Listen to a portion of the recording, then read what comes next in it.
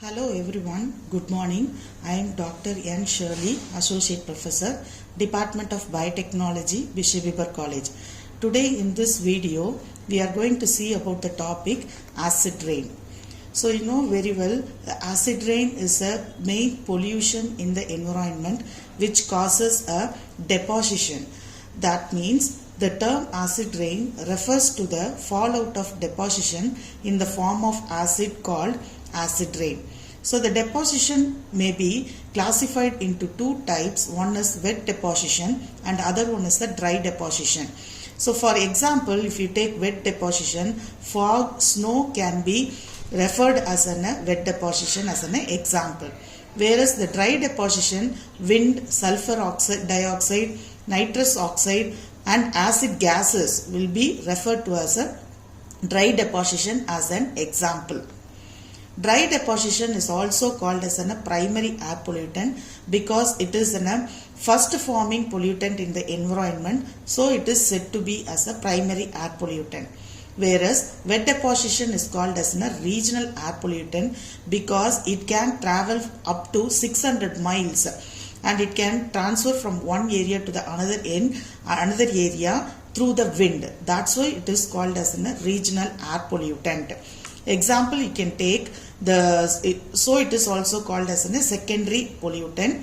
Example for the regional air pollutant like nitric acid, sulfuric acid and particles like sulfate, nitrate salts. These are all the particles which can transfer from one area to the another area through wind or air. Next we can see what is the pH of the rain. So usually the pure water has the pH of 7, that is in a neutral pH. Either it may be an acid nor a base.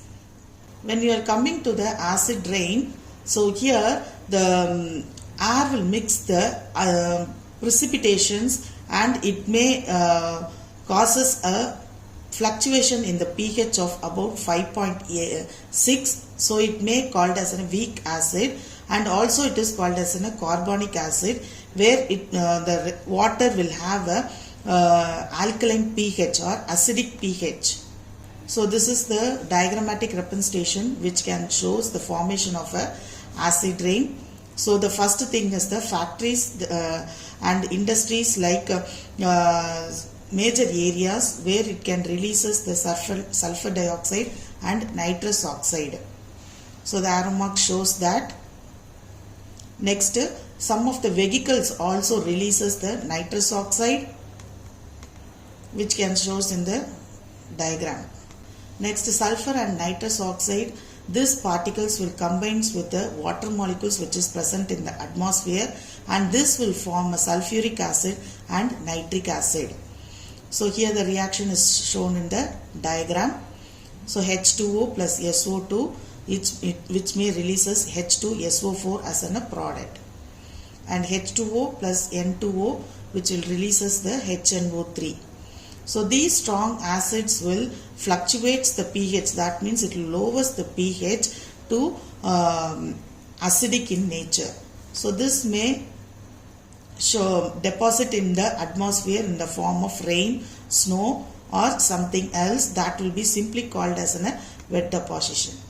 So here the example, the diagrammatic representation shows the deposition of dry and wet deposition in the environment which can causes the acid rain.